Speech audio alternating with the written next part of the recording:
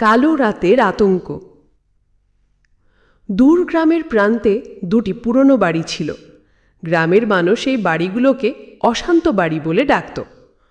অনেক বছর আগে এই বাড়িতে ঘটে গিয়েছিল এক ভয়ঙ্কর ঘটনা। রাতের অন্ধকারে এক রাতে দুই বন্ধু রহমান এবং সুমন মিলিত হন অশান্ত বাড়ির সামনে। তারা ছিল সবে উঠতি যুবক, বোকামির জন্য বিখ্যাত। তাদের মধ্যে চ্যালেঞ্জ নেবার প্রবণতা ছিল। রহমান প্রস্তাব দিল, কেন আমরা এই বাড়িতে রাত কাটাই না আর কাহিনী সৃষ্টি না করি? সুমন ভেবে বলল, আচ্ছা, কিন্তু কি হবে যদি সত্যিই কিছু ভূত প্রেতের দেখা পাই? রহমান হাসতে লাগলো, ভূত? এগুলো তো কল্পনার গল্প।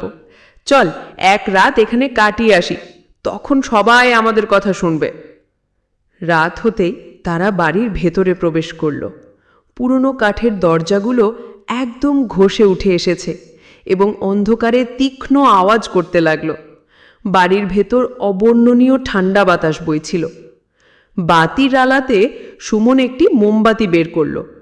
আলো ফেলার সাথে সাথে তাদের চারপাশে পুরনো ফার্নিচার, ধুলো ময়লা মেঝে এবং ভাঙা দেওয়াল দেখা গেল। বাড়ির একটি কোণায় একটি পুরনো ছবি ঝুলছিল, যেখানে এক মহিলা অন্ধকারে দাঁড়িয়েছিল। এটা তো অদ্ভুত, রহমান বলল।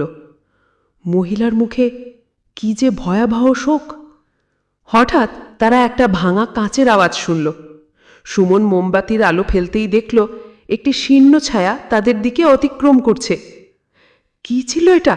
সুমন কাঁপতে কাঁপতে জিজ্ঞেস করল। রহমান তার পেছনে দাঁড়িয়ে থেকে বলল, আমাদের দুঃসাহসিকতা এখানে আছেই, এটি কেবল বাতাস। তারা দুজনে কিছুটা সাহস নিয়ে বাড়ির ভেতর আরও প্রবেশ করল। ভেতরে ঢুকে তারা শুনতে পেল এক অদ্ভুত শব্দ, যেন কেউ তাদের ডাকছে। সুমন! শব্দটি কেমন যেন করুণ কিন্তু পরিষ্কার। সুমন ও রহমান একে অপরের দিকে তাকালো। দেখি কি হয়েছে, সুমন বলল। তারা সেই শব্দের দিকে এগিয়ে গেল। কিছু দূর এগিয়ে গিয়ে তারা একটা বড় ঘর পেল, যেখানে পুরনো বইয়ের স্তূপ ছিল। সুমন বইগুলোর দিকে তাকিয়ে বলল, এসব তো পুরনো ইতিহাসের বই।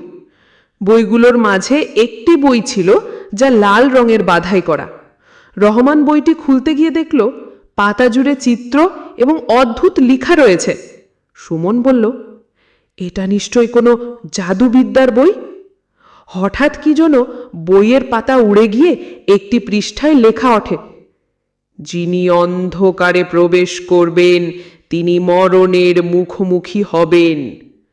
রহমান অবাক হয়ে বলল, এটি তো শুধুমাত্র একটি গল্প। কিন্তু সুমন মোমবাতি নিয়ে দেখছিল, তখনই হঠাৎ এক শীতল হাত তাদের সামনে এসে পড়ল। তারা পালানোর চেষ্টা করল, কিন্তু বাড়ির দরজাগুলো যেন সব বন্ধ হয়ে গেছে। একটা ভুতুড়ে হাসি চারপাশে প্রতিধ্বনি হতে লাগলো। তারা বুঝতে পারল এই বাড়িতে কিছু অস্বাভাবিক ঘটছে। সুমন ও রহমান একসাথে চিৎকার করতে লাগলো, কিন্তু তাদের কণ্ঠস্বরও যেন হারিয়ে যাচ্ছিল।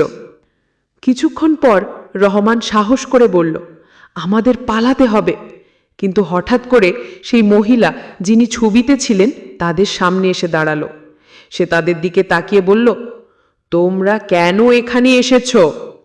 রহমান থরথর করে বলল, আমরা কেবল দুঃসাহসিকতা করতে এসেছিলাম। দুঃসাহসিকতা? তুমি জানো না এই বাড়িতে কি ঘটেছিল? আমাকে হত্যা করা হয়েছিল। আমার আত্মা এখনো এখানে বন্দী। তোমাদের আশা মানে তোমরা আমার মুক্তির পথ হতে পারো। কিভাবে? সুমন প্রশ্ন করল। মহিলা বলল, তোমাদের যদি সত্যিই আমাকে মুক্ত করতে হয়, তাহলে এই বইয়ের নির্দেশ পালন করতে হবে। তবে সাবধান, কারণ এখানে অন্ধকারের শক্তি রয়েছে। সেখানে ভয়ানক একটি আওয়াজ উঠল এবং ঘরের বাতাস কাঁপতে লাগলো। রহমান ও সুমন জানলা দিয়ে পালাতে চাইল, কিন্তু ঘরের ভেতর অন্ধকারে বিভক্ত হয়ে গেল। তারা একটা ভূতরের দৃশ্য দেখল। বাড়ির চারপাশে অজস্র ছায়া ভেসে বেড়াচ্ছে। সুমন বলল, আমরা এই বইয়ের নির্দেশ পালন করি। কিন্তু রহমান দ্বিধায় ছিল, এটি কি আমাদের জীবনের ঝুঁকি নয়? অবশেষে সুমন বলল, আমরা যদি না করি তাহলে আমরা এই বাড়িতে বন্দী হয়ে যাব। তারা সিদ্ধান্ত নিল যে তারা নির্দেশ পালন করবে। তুমি কি চাও? রহমান জিজ্ঞেস করল। মহিলা বলল, তোমাদের একজনকে আত্মত্যাগ করতে হবে, কেবল তখনই আমি মুক্তি পাব। সুমন ও রহমান হতাশায় মুখোমুখি হয়ে গেল। সুমন বলল, আমি প্রস্তুত আছি। রহমান তাকে বাধা দিতে চেষ্টা করল, কিন্তু সুমন বলল, এটি আমাদের মুক্তির একমাত্র পথ। সুমন একটি আগ্নেয়াস্ত্র নিয়ে আত্মত্যাগ করার সিদ্ধান্ত নিল। রহমান চোখে জল নিয়ে বলল, তুমি এটা করতে পারো না। কিন্তু সুমন বলল, আমাদের ভয়কে অতিক্রম করতে হবে। সুমন মৃত্যুর আগে মহিলাকে বলল, আমি তোমার মুক্তির জন্য প্রস্তুত। মহিলা কাঁদতে কাঁদতে হঠাৎ তার শরীর থেকে একটা সাদা আলো বেরোতে লাগলো। সুমন নিজেকে বাঁচাতে চাইছিল, কিন্তু অন্ধকার তাকে ধরছিল। মহিলা বলল, ধন্যবাদ, তুমি মুক্তির পথ দেখিয়েছ। এবং সুমন কষ্টে কষ্টে বলল, এখন আমি মুক্তি পাই? সেই মুহূর্তে অন্ধকার ভেঙে গেল এবং সুমন নিখোঁজ হয়ে গেল। তখন রহমান দিশেহারা হয়ে গেল। তিনি পুরোপুরি বুঝতে পারছিলেন না সুমন কোথায় গেল। তিনি বাড়ির বাইরে বের হয়ে এলেন, কিন্তু সুমনকে আর খুঁজে পেলেন না। গ্রামের লোকেরা বলেছিল যে সেই রাত থেকে সুমন ও রহমানের নাম ইতিহাসে বিলীন হয়ে গেছে। কেউ জানে না তারা কি হয়েছিল, কিন্তু রাতে সেই পুরনো বাড়ির দিকে যাওয়ার সময় কেউ একজন যদি কান্নার আওয়াজ শোনে, তাহলে সবাই জানে কালো রাতের আতঙ্ক এখনো শেষ হয়নি।